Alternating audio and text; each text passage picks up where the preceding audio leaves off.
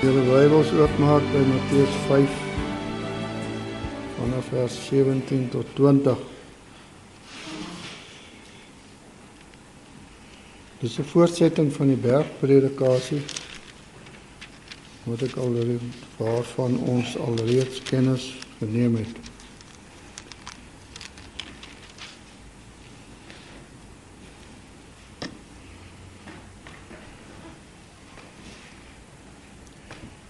Jesus Christus vertel hierso hoofsaaklik vir sy disippels, maar ook vir die aanhoorders wat ook maar kom luister het. Nou, die laaste deel wat ons gepraat het, waar het Jesus dan gesê dat hy die metafoor gebruik van 'n stad bo op 'n berg. Sê jy kan 'n stad wat bo op 'n berg is nie wegsteek nie. Dit is so. Die stad is daar, almal kan dit sien. Dit is hoog. Dit is niks wat tussen jou oë en die stad is nie. Nou wat hy daar vir sy disippels wil oordra is dat Jesus se disippels is 'n stad bo op 'n berg. As jy 'n disipel van Jesus Christus is, sal die mense jou raak sien as sulks. En hulle sal vir jou fyn dophou en kyk hoe jy optree. Nou gaan hy aan en hy sê, laat julle lig. Hy sê, julle is die lig van die wêreld. Laat julle lig so skyn, dat die mense julle goeie dade sien en julle Vader wat in die hemel is verheerlik. So, straal die regte beeld van God in jou lewe uit. Dis wat hy sê. Dis waarmee ons afgesluit laas keer. Maar nou as ons kom by vers 17, gaan dit oor Jesus as die vervulling van die wet, of die vervulling van die Ou Testament. Hy sê dan, moenie dink dat ek gekom het om die wet of die profete te ontbind nie. Ek het nie gekom om te ontbind nie, maar om te vervul. Want voorwaar ek sê vir julle, voordat die hemel en die aarde verbygaan, sal nie een jota of titteltjie van die wet ooit verbygaan, totdat dit alles gebeur het nie. Elkeen dus wat een van die minste van hierdie gebooie breek en die mense so leer, sal die minste genoem word in die koninkryk van die hemele. Maar elkeen wat dit doen en leer, hy sal groot genoem word in die koninkryk van die hemele. Want ek sê vir julle, dat as julle geregtigheid nie oorvloediger is as die van die skrifgeleerdes en die fariseërs nie, julle nooit in die koninkryk van die hemele sal ingaan nie.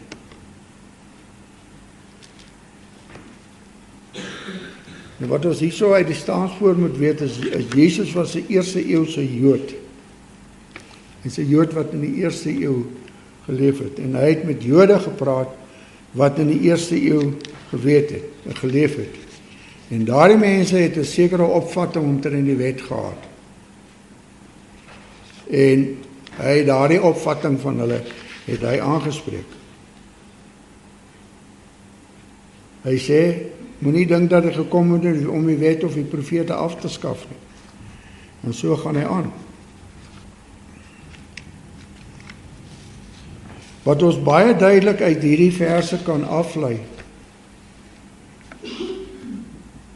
is dat Jesus die Ou Testament, die Ou Testament wat hy die wet en die profete noem, as gesaghebbend beskou het. Nou baie mense gaan vir jou nou vandag sê, daai Ou Testament tel nie meer nie. Die God van die Ou Testament is 'n onverdraagsame, wispelturige God.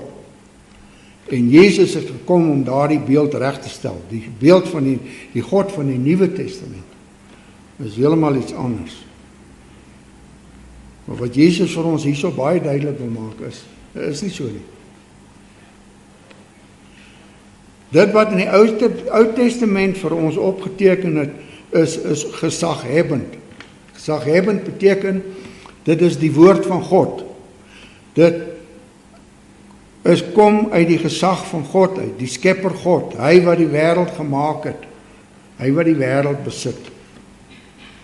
Hy stel dit dat hy nie gekom nou om dit af te skaf nie, maar om dit te vervul. Deur om dit te sê, erken hy die onveranderlikheid daarvan, tot in die kleinste wat hy noem die jota en die titteltjie, tot die laaste lyntjie van die pen. Nou jota en 'n titteltjie is, jota is 'n punt, is 'n kolletjie. Nou in jou Hebreëse skrif, die posisie van die kolletjie het 'n baie groot invloed op die betekenis van die woord. En dan die titteltjie is 'n streepie, wat dan twee woorde aan mekaar verbind, wat dan ook te doen het met die betekenis daarvan. Maar hy sê selfs daai goedjies, daai onbeduidende dingetjies wat mense as niks beskou nie, selfs dit sal nie verbygaan nie. Hy bevestig daardeur, hy sê nie 'n jota of 'n titteltjie nie. Hy bevestig daardeur die gesaghebbendheid en die waarheid van die geskrewe woord. Die wet en die profete, soos hy dit genoem het, was op skrif beskikbaar vir die Joodse volk van daai tyd. Dis op skrif vir ons beskikbaar in wat ons noem die Ou Testament. Nou wat hy sê, is die liberale teoloog gaan vir jou sê, daar is waarheid in die Ou Testament. Maar alles omtrent die Ou Testament is nie waarheid nie. Daar is baie mites en daar is baie mooi verhale in die tipe van dinge. Hy sê dit is nie so nie. Hy sê elke lyntjie, elke kolletjie is gesaghebbend. Jou liberale mense gaan vir jou sê, jy verstaan dit miskien so, maar ek verstaan dit anders. Dat jy kan na die Ou Testament toe gaan, inteendeel sê jy kan na die Bybel toe gaan, en jy kan jou eie betekenis daarvoor gaan kry. Want soos dit op jou van toepassing is, so is die waarheid. Jesus sê, dis 'n spul snert. Hy sê in Johannes 10 vers 35, die skrif kan nie gebreek word nie. Jy kan nie die skrif uitmekaar uithaal. En sekere gedeeltes is reg, sekere gedeeltes aanvaar ek nie, want dit pas my nie. Hy sê die skrif is 'n geheel.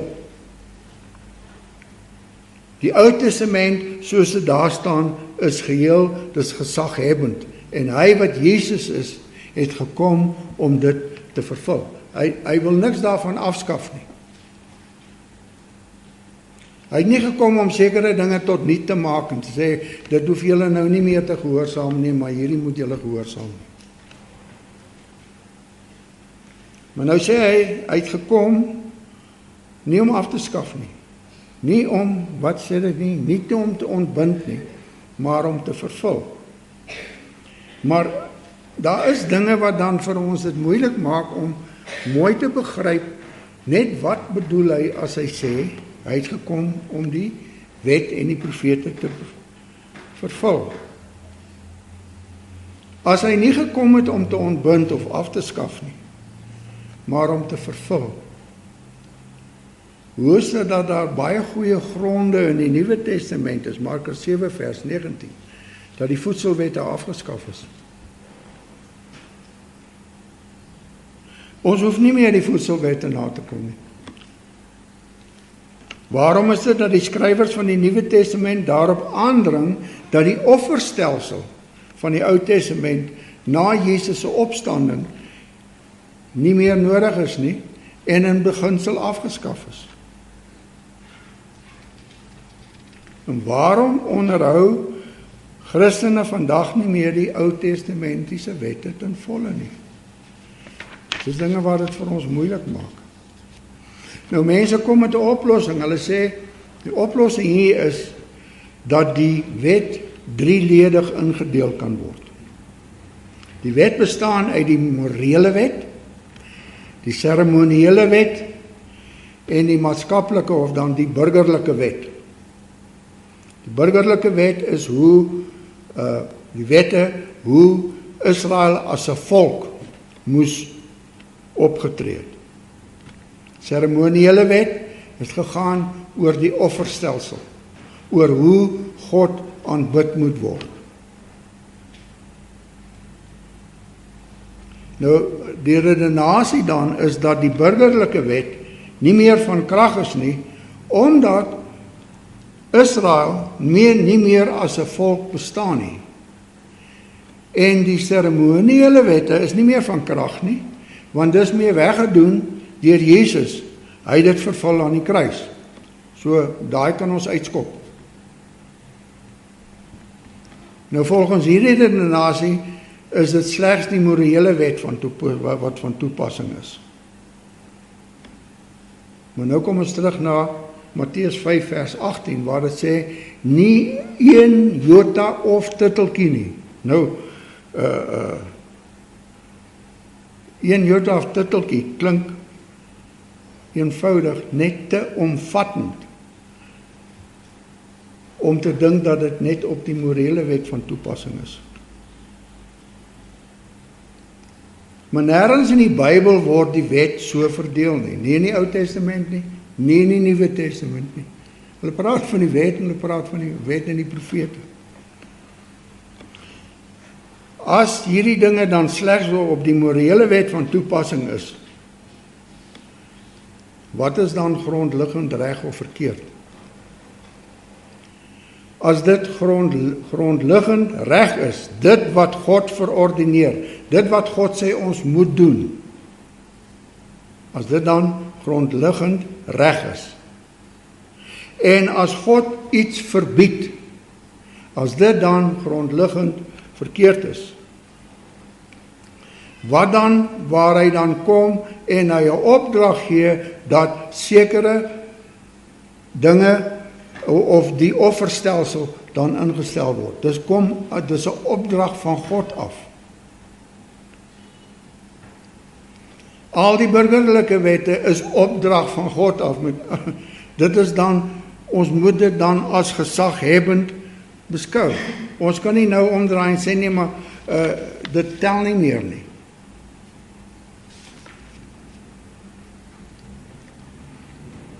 Want as ons na die seremoniele wette en die burgerlike wette gaan kyk, as ons mooi gaan kyk na daai wette, is daar in daardie wette nog steeds vandag morele lesse wat op ons van toepassing is. As jy kyk na Levitikus 19 vers 6 tot 7,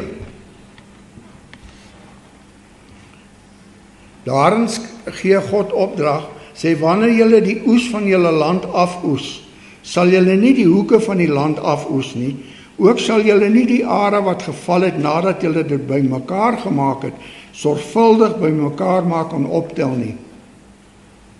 Julle sal dit los vir die behoeftige en die vreemdeling. Nou wat kan ons leer uit daardie wet byvoorbeeld? Uit daardie wet kan ons leer dat ons nie inhalig moet wees en so alles moet maar bymekaar maak nie, dat dit wat God ons mee geseën het, ons daarom so bietjie kan los vir die wat arm en die wat behoeftig is. Maar wat doen we vandag? Kyk wat jy kan kry, broer. The devil take the hindmost. Maak bymekaar en na die duiwel met die res. As ons kyk na die offerstelsel, ons bring nie meer offers nie. Nou, in die offerstelsel, as jy nou mooi daar gaan kyk, dan sê hulle, die offerdier, die ou wat die offerdier bring, moet dit uit die trop of die kudde neem. 'n skaap, 'n bok of 'n bees.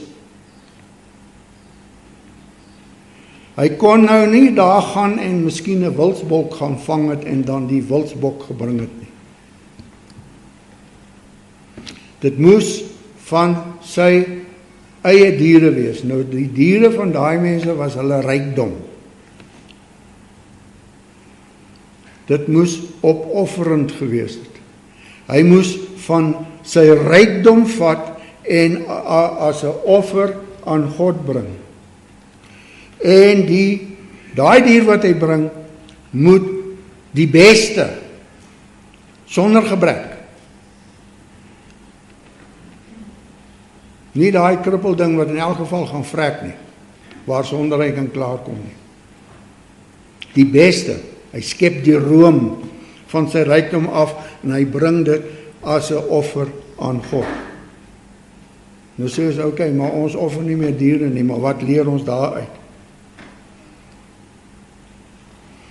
Wat ons daaruit moet leer is dat God vir ons die beste van wat ons het, van wat ons is, moet aan God gebring word. Die beste van ons tyd, die beste van ons aandag, die beste van ons toewyding, die beste van ons geld.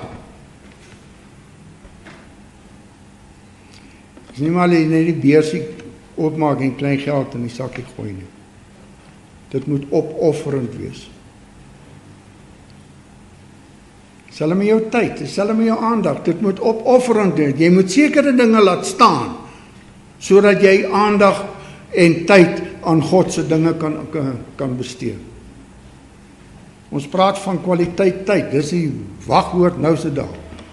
En die kwaliteit tyd is wat jy op die sportveld gaan deurbring. Mooi. Hoekom vat jy nie daai tyd en wy dit aan God nie? Die beste, dis wat ons daaruit leer. Nou as ons daarna kyk, beteken dit nie dat Jesus daarna gekom het om die morele wet te vervul, of om die seremoniewette te vul, of om die burgerwette te vul nie, maar die hele wet. Die hele wet en die profete. Dit is so dat hy streng volgens die morele wette geleef het. Hy is sondeloos gewees sy hele lewe lank. Hy is nou nog sondeloos. Hy het dit nagekom.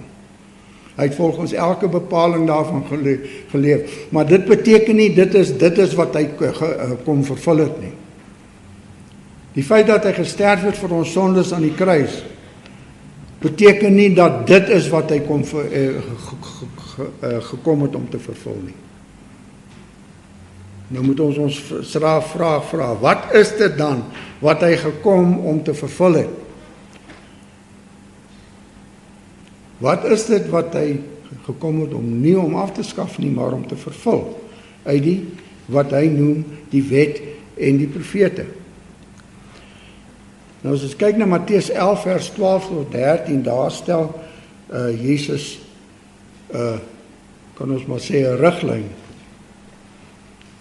Hy sê van die dae van Johannes die Doper tot nou toe word die koninkryk van die hemele bestorm en sterk manne gryp dit met geweld. Want al die profete en die wet het tot op Johannes geprofeteer. Dit behoort vir ons 'n leidraad te gee. Wat hier staan, dit is nie net die profete wat geprofeteer het nie, die wet het ook geprofeteer.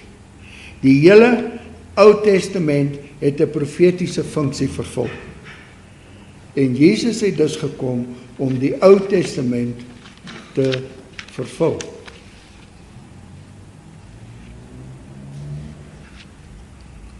Maar nou, hoe het die Ou Testament geprofeteer?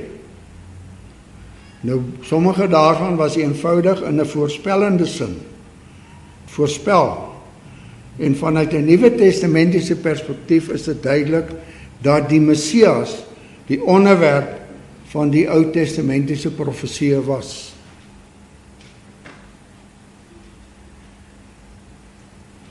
Ons sien byvoorbeeld die profesie oor die geboortedorp van Jesus, van die Messias, dat hy in Bethlehem gebore sal word volgens Micha 5 vers 2, wat in Matteus 2 vers 5 aangehaal word.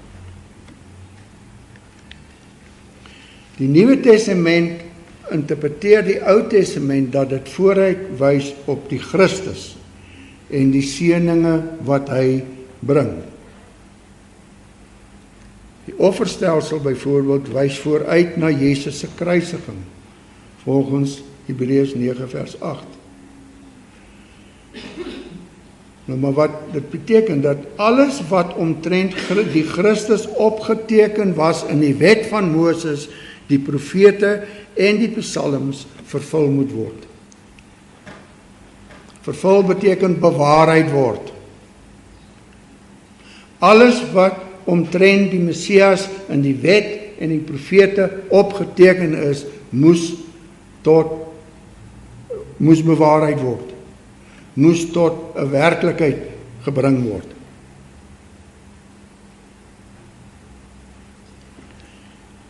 Hulle sal onthou met die Emmausgangers, waar hulle getreur het oor die dood van Jesus Christus, waar hy saam hulle geloop het, waar hy aan hulle uit die wet en die profete kon verduidelik alles wat op hom betrekking het, dat dit bewaarheid sou moes word, en skielik het hulle oë oopgegaan.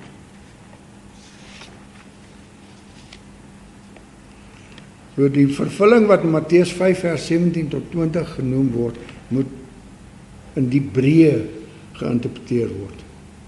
Jesus vervul die hele Ou Testament op vele wyses. Omdat dit alles vooruit wys na hom, het hy nie gekom om dit net tot niet te maak nie. Hy het gekom om alles wat daaromtrent hom opgeteken is, op 'n ryke en 'n verskeidenheid wyse te vervul. Nie 'n enkele item in die wet en die profete sal nie bewaarheid word nie, nooit ooit tot die hemel en die aarde verbygaan nie, totdat dit alles vervul is. Alles wat in die Ou Testament en in die omtrent die Messias opgeteken is, bly staan totdat dit vervul is.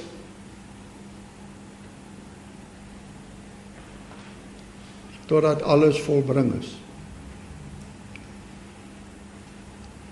Nou wat ons hieruit moet sien is dat Jesus sy lewe en bediening nie in oppositie met die Ou Testament sien nie, maar in terme daarvan, dat dit vooruitwys na hom, in hom verwerklik word. Alles wat die Ou Testament oorgaan, dit wat in die Ou Testament vooruitwys na die Messias, word in Jesus Christus verwerklik. Die wet en die profete vind hulle geldige voortsetting in die lewe en die onderwysing van Jesus. Dit wat in die Ou Testament gaan oor na die Nuwe Testament in Jesus Christus. Jesus is die voortsetting van die Ou Testament in die Nuwe Testamente. Nou daar is van die besondere voorskrifte van die Ou Testament wat dalk vervang word, maar dit wat geprofeteer word is in 'n sin voorlopig. En dit wat ook al profeties voorspel word, vind die vervulling daarvan in die verwesenliking daarvan. Voorspelling dat Jesus sou kom, verander sekere dinge van die Ou Testament, verander dinge, omdat die voorspelling verwesenlik was in Jesus Christus. Gesê Jesus Christus sal kom, hy is die vervulling daarvan. As ons teruggaan na Matteus 11 vers 12 toe, sien ons dat die wet en die profete hulle profetiese vervul tot by Johannes die Doper. Dit is 'n verduideliking. Die wet en die profete vind hulle is 'n profetiese funksie van die wet en die profete is tot op Johannes die Doper.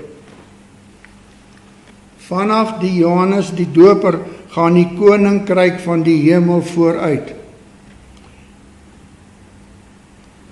Net so in Matteus 5 vers 19 en 20 gaan Jesus vanaf die wet en die profete deur te wys na die koninkryk. Dit het gegaan oor, in die Ou Testament, tot op Johannes die Doper, het dit gegaan oor die Messias, Jesus Christus. Maar nou, hier het Jesus Christus self gekom. Al die voorspellings is verwesenlik in hom. En nou gaan dit oor na die koninkryk van die hemele. Dan sê hy, wie ook al een van die minste van hierdie gebooie afskaf en 'n ander leer om dieselfde te doen, sal die geminste genoem word in die koninkryk van die hemel. Maar wie ook al dit onderhou en hulle leer, hy sal groot genoem word, ekskuus tog, in die koninkryk van die hemel. Nou hierdie gebooie verwys nie terug na die Ou Testament nie. Hierdie gebooie wys vorentoe na die leerstellings van Jesus Christus toe. Die gebooie van die koninkryk van die hemel. Toe julle sy woorde waarmee hy sy bediening begin het. Bekeer julle, want die koninkryk van die hemel het naby gekom. Hier sê hy, die koninkryk van die hemel is hier, in hom. Die feit dat Jesus Christus daar is, beteken die koninkryk van die hemel is daar. Is eintlik nie 'n grap nie. Die gebooie waarna hy verwys is die gebooie wat hy alreeds na verwys het en wat hy verder aan gaan verwys in die bergpredikasie. Jesus het gekom om die Ou Testament te vervul in die sin dat hy self die voorwerp was waarheen dit gewys het. Sy geboorte, sy lewe, sy kruisiging, opstanding en hemelvaart is 'n vervulling van die wet en die profete. Dit is 'n besondere dwaase ding om nie na sy gebooie te luister nie. Die gebooie van die koninkryk. En 'n absolute vereiste is, wat hy stel, 'n geregtigheid wat die van die skrifgeleerdes en die fariseërs oortref. Hy sê, anders sal julle nie in die koninkryk van die hemel ingaan nie. Selfs die aansien wat ons in die hemel gaan geniet, is afhanklik van ons gehoorsaamheid aan die gebooie. Die Ou Testament wys op die Messias en die koninkryk wat hy sou aankondig. Dis waarheen alles gevorder het. Dis die aaneenlopendheid van die skrif. Jesus se aanspraak dat hy die vervulling van die Ou Testament se verwagting is, kondig dan die koninkryk aan, die koms van die koninkryk. Die koninkryk is hier. Dis wat hy sê. Daarin benadruk hy gehoorsaamheid en 'n oortreffende geregtigheid, waarsonder daar geen toegang tot die koninkryk van die hemel is nie. Selfs in sy afsluitingswoorde nie, wat soos dit in Matteus gesê is, waar hy sê, gaan heen, maak disippels van alle nasies en leer hulle om alles wat ek julle beveel het te gehoorsaam. Gehoorsaamheid aan die bevele, aan die gebooie van die koninkryk. Nou wat ons hieruit kan aflei, jou moderne Christen, jou verligte Christen, die een wat nie verkramp is, gebruik julle nog die woord verkramp? Jou verligte Christen vandag sê, Jesus se beskouing omtrent geregtigheid is so deur liefde versag, dat dit geregtigheid op 'n blaarvlak is, as wat dit in die wet geleer word. Bog. Ek meen waar hierso almal sien op na eerwaarde toe. He's the savior of the human race. Hy sê man, Jesus se God se vereistes is nie so hoog nie, is maklik. Dis nie wat Jesus hier sê nie. Hy verwys na die Fariseërs en die skrifgeleerdes, daai mense wat die wet tot op die op elke klein dingetjie nagekom het. Hulle was behep met die wet. En hy sê vir sy disippels, as julle geregtigheid nie meer oorvloedig is as hulle se nie, gaan julle nie die koninkryk van die hemele sien nie. Gaan julle nie ingaan nie. Die strengheid wat verwag word van die Christen oortref al die menslike dinge wat hulle maar kan sê, al die wette en al daai dinge wat verkondig was. Dis oortreffend van aard. God verwag van ons volmaaktheid. Volmaak is selfs perfek. Ons kan nie nou afgaan sê nie, maar hierdie is nie en dit is nie van toepassing, dis nie van toepassing. God verwag van ons 'n volmaakte, geregtige lewe om in die koninkryk van die hemel in te gaan. Daardie vereistes wat strenger is as wat selfs daardie Jode besef het met wie hy gepraat het. So daardie Jode, die Fariseërs, die skrifgeleerdes wat gedink het hulle is heilig omdat hulle die wet onderhou. Hy nou kom en sê dit moet strenger wees as dit.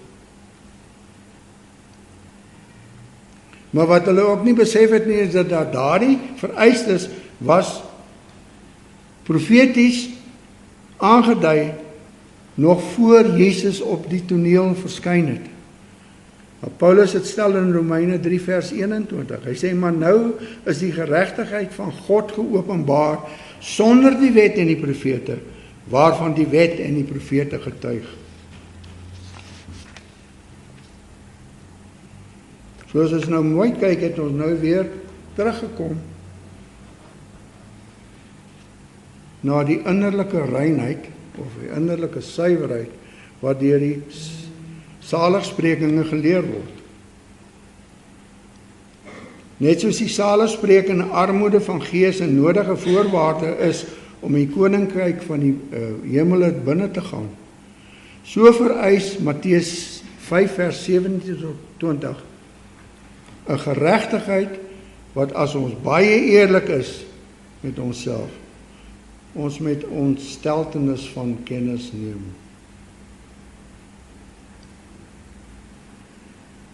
Verwag van ons oortreffende geregtigheid, volmaakte geregtigheid.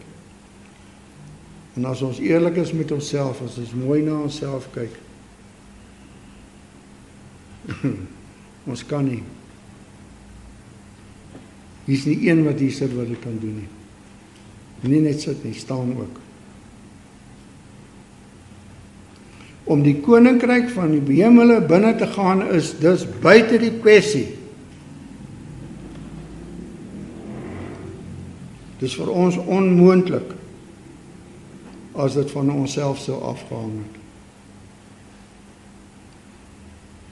Maar hierdie bergrede in sy geheel is die grondslag waarop die Nuwe Testamentiese doktrine van regverdiging deur genade uit geloof en die regenererende werk van die Heilige Gees berus.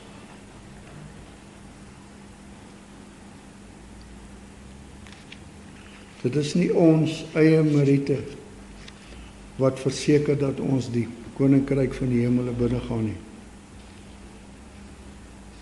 Dit is die verlossingsplan van God, regverdiging deur die geloof in Jesus Christus.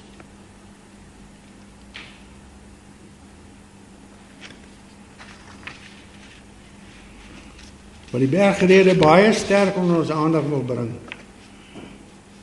is dat as ons werklik eerlik omtrent ons geestelikheid is dat ons sonder die genade van God alles wat in die bergrede van aan ons voorgehou word, dat dit vir ons onmoontlik is. Ons kan nie voldoen, uit eie krag kan ons nie voldoen aan wat die bergrede van ons vereis nie. Maar tog sê Jesus, as dit nie so is nie, sal jy nie die koninkryk van die hemele binne gaan nie. En hy versag dit nie. Van die eerste saligspreking af tot Jesus se vereistes, dat ons die geregtigheid van die Fariseërs en die skrifleerders moet oortref, sal die een wat eerlik is met homself, erken dat ons op alle vlakke misluk. Ons sal moet erken dat daardie geregtigheid wat Jesus vereis, slegs deur hom besit word. Hy is die enigste een wat daarop kan aanspraak maak dat hy aan al die vereistes wat in die bergpredikasie gestel word, al die vereistes wat in die hele skrif gestel word, al die gebooie van die koninkryk van die hemel, is hy die enigste een wat daarop kan aanspraak maak dat hy dit ten volle nakom. Dis net hy wat daardie geregtigheid besit. Maar nou wat van ons? Paulus roep uit in Romeine 7 vers 24 tot 25a. Waar hy sê, ek elendige mens wat ek is, wie sal my bevry van hierdie liggaam van die dood? Dus moet ons uitroep ook wees, as ons besef wat God van ons vereis in sy bergpredikasie. Dan gaan hy aan alle dank aan God deur Jesus Christus onze Here. Jesus Christus onze Here sal ons verlos van hierdie elendige liggaam van die dood. Omdat daardie geregtigheid wat Jesus uitgeleef het hier op aarde aan ons toegereken word, sal ons in die oë van God voldoen aan die vereistes van hierdie bergpredikasie. Omdat Jesus Christus daaraan voldoen het en sy geregtigheid aan ons toegereken word, die dag wanneer God ons geregverdig het.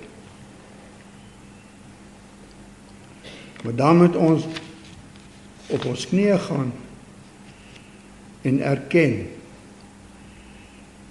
dat ons niks gedoen het nie. Dat niks daarvan van ons self afhang nie. Dat dit alles van God se kant af kom. Ons kan nie omdraai en dink dat ons 'n jota of 'n titeltjie se bydrae gelewer het nie. Ons het nie. Dis alles deur die genade van God. En as ons mooi kyk na wat God van ons verwag in die bergrede, behoort dit vir ons soveel meer gronde vir dankbaarheid te gee. Behoort ons elke aand, elke oggend, elke middag op ons knieë te gaan en God te bedank. Opreg uit die hart uit bedank vir daardie groote gawe wat hy van ons gegee het.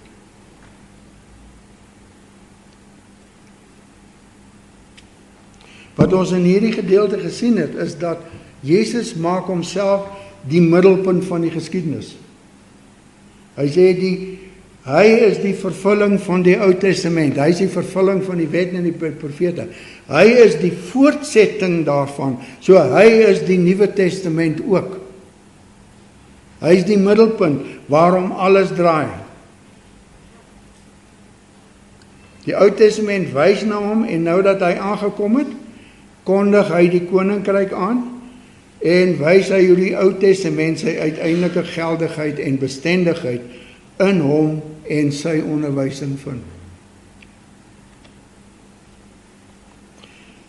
Nou as ons verder gaan met die ding, met die bergpredikasie, kom Jesus dan voor 'n ander probleem te staan. Hy kon nie aanvaar dat alles wat die mense omtrent die Ou Testament gehoor het, werklik in die Ou Testament opgeteken was nie. Nou in daardie tyd was dit om die Fariseërs en die skrifgeleerdes sekere mondelinge tradisies as gelykstaande in gesag geag as die skrif self. Hulle het dit genoem die oorlewering van die ou mense. En volgens hulle was dit net so gesaghebend as die wet self. Nou daardeur word die suiwere leer van die skrif besmet met sekere misleidende leerstellings waaraan die Jode hardnekkig vasgeklou het. Dis daarom wat hy sê, julle het gehoor dat gesê word, maar ek sê vir julle. Nou dis dieselfde met vandag.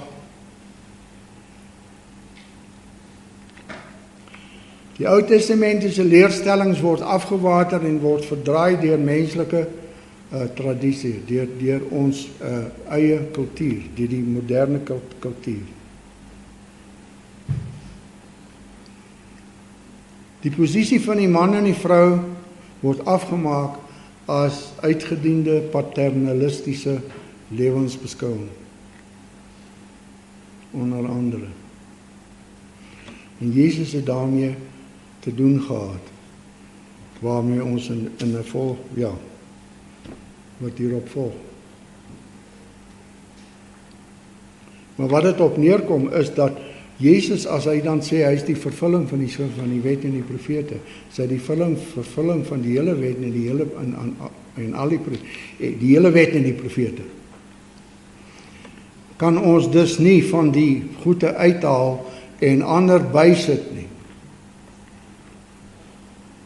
Ons moet die Heilige Skrif beskou soos Jesus Christus dit beskou het, sodat ons heilig en onbevlek eendag voor hom te staan kan kom.